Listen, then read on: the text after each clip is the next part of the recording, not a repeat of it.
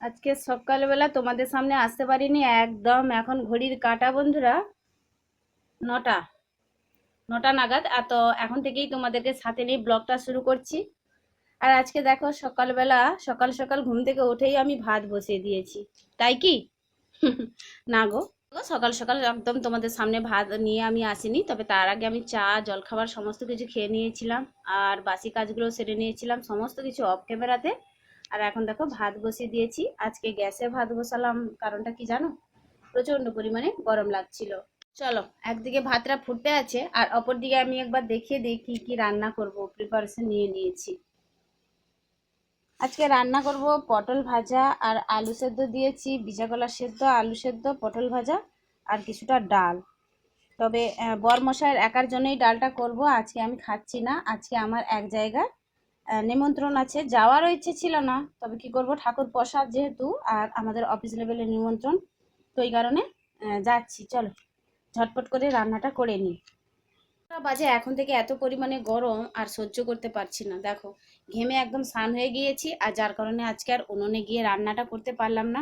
আজকে গ্যাসেই বসে দিয়েছি ঝটঝট করে রান্না করার জন্যে।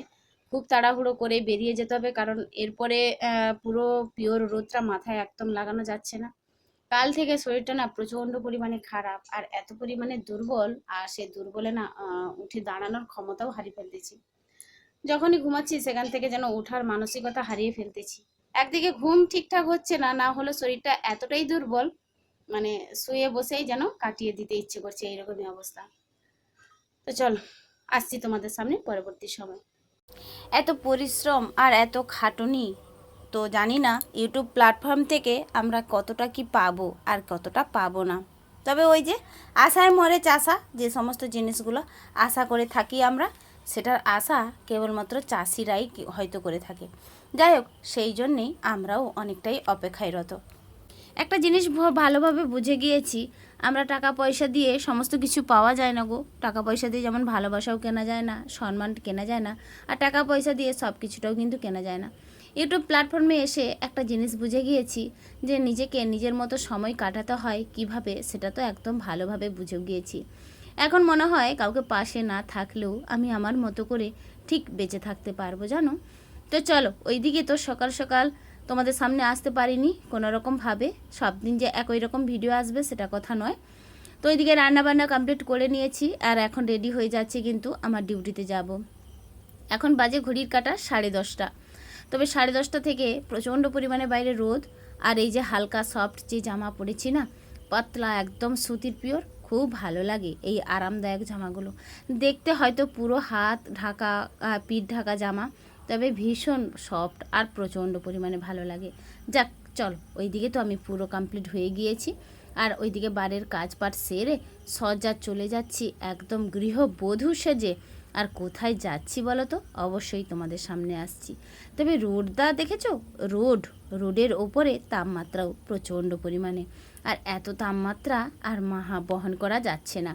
যাক চলো, যে জায়গায় যাচ্ছি শান্তির নীড় ছায়াবন্ধনে আবদ্ধ হতে। হাই, আমার বান্ধবী অ্যাট ফার্স্ট। হ্যাঁ, অ্যাকচুয়ালি বান্ধবী তো অ্যাট ফার্স্ট হবেই, কেন কি বান্ধবী প্রচণ্ড স্ট্রং। যেখানে প্রসাদ খাওয়ার জন্য এসেছিলাম, আসার পরে বন্ধুরা আমাদের বান্ধবীরা দেখো হাঁপিয়ে গিয়েছে। রেস্ট, তাই না? এটা মানে রোদের উপরে গেছে।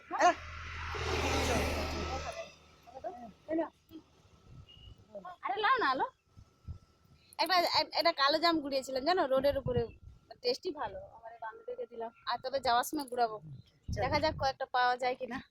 চলো, একবারে সেই জায়গায় গিয়ে উপস্থিত হচ্ছে, তোমাদেরকে দেখাচ্ছি কত লোক হয়েছে না হয়েছে।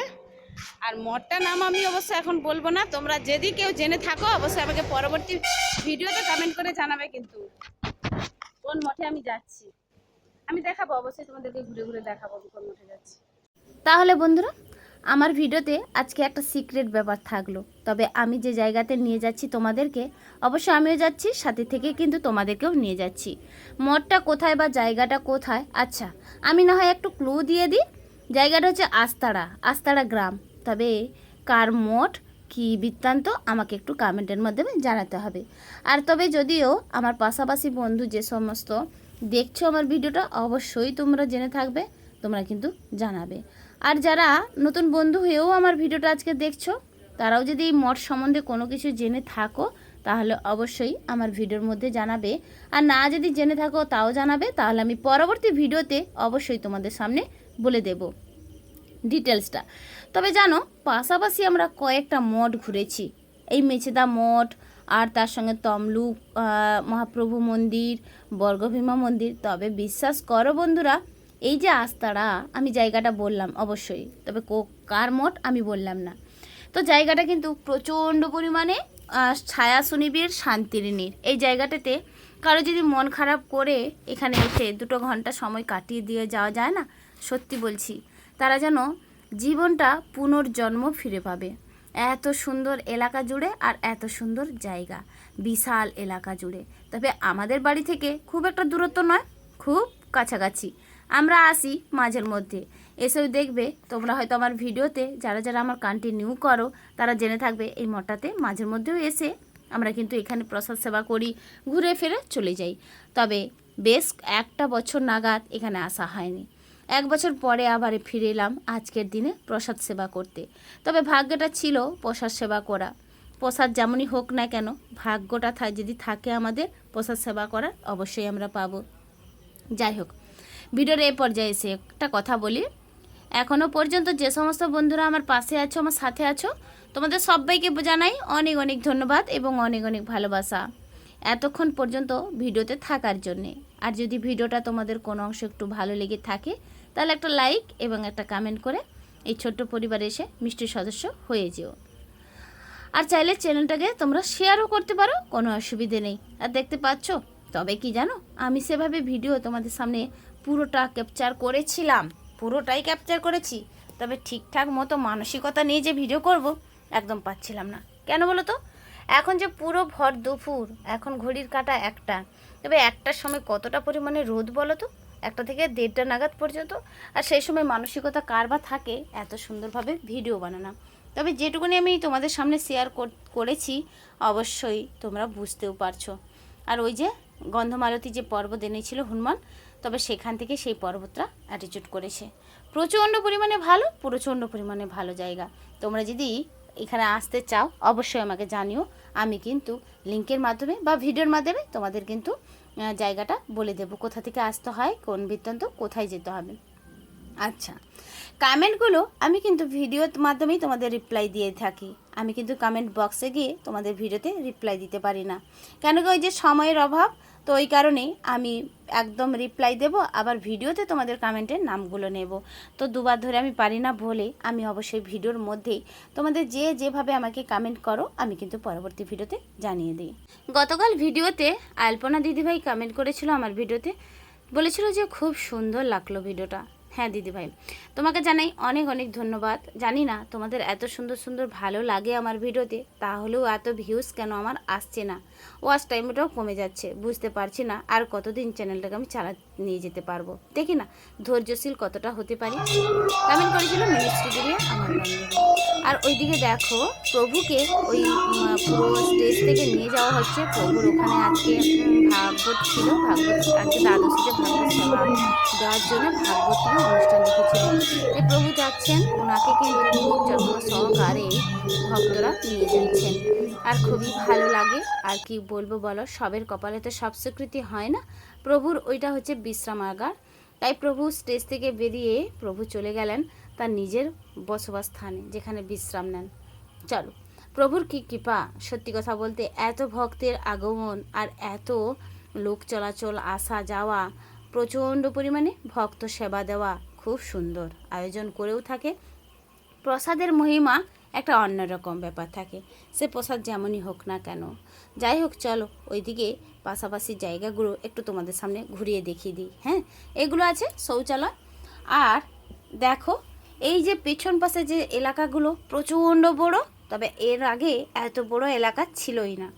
পরপর জমিনগুলো কিনে কিনে ইনি কিন্তু এই প্রভুই কিন্তু কিনে নেওয়ার পরে অনেক পার্কিং করেছে, অনেক গাছপালা লাগিয়েছেন, অনেক পুকুরও বানিয়েছেন, যেটা কিনা খুব সুন্দর আকর্ষণীয় জিনিস। এখানে ভিডিও কেন, এখানে রিলস বানানোও কিন্তু প্রচণ্ড একটা ভালো ব্যাপার। আর হ্যাঁ বন্ধুরা, জানো এই প্রভুর মেয়েরাও কিন্তু রিলস বানায়, ভিডিও করে এই সমস্ত মন্দিরের বা মঠের সমস্ত কিন্তু এলাকা জুড়ে। যাই হোক, খুবই ভালো লাগলো। একদিকে প্রসাদ সেবা শুরু হয়ে গিয়েছে, একটা পঙ্গজ বসেও গিয়েছিল, তো ওইদিকে আমি তার ফাঁকে এসে কিন্তু এই সমস্ত ক্যামেরাটা একটু করে নিলাম। খাওয়া দাওয়ার পরে না রোদে ঘুরে ক্যামেরা যে করব একদম ভালো লাগবে না, তাই খাওয়া দাওয়ার আগেই কিন্তু আমি ক্যামেরাটা ঘুরে ঘুরে একটু তোমাদের সামনে শেয়ার করলাম। চলো আজকে কেমন লাগলো গো ভিডিওটা জানিও কিন্তু। জানো রজনীগন্ধার ফুল দেখে আমি একদম আত্মহারা হয়ে গিয়েছিলাম, তবে এখানটা দেখতেও যেমন ভালো লাগছিল সেই রকম কিন্তু গন্ধটাও ছিল, তাই টুক করে একটা ফুল আমি কিন্তু লুকিয়ে তুলে নিলাম। চলো, গাছের শোভা ফুল, ঘরের শোভা বাচ্চা, এবং মন ভালো করার কিন্তু একটা পজিশান হচ্ছে ভালো গান শোনা। এটা হচ্ছে জীবনে চলার পথে ভালো সঙ্গী। যাক চলো এখন প্রসাদ সেবাটা করে নিই। ডাল হয়েছিল, মিক্সড ভেজ হয়েছিল, পটলের রসা, চাটনি, দারুণ খাবার। আজ আসি বন্ধুরা, দেখা হচ্ছে আগামীকাল নতুন একটা দিনে নতুন একটা ভিডিওর সাথে।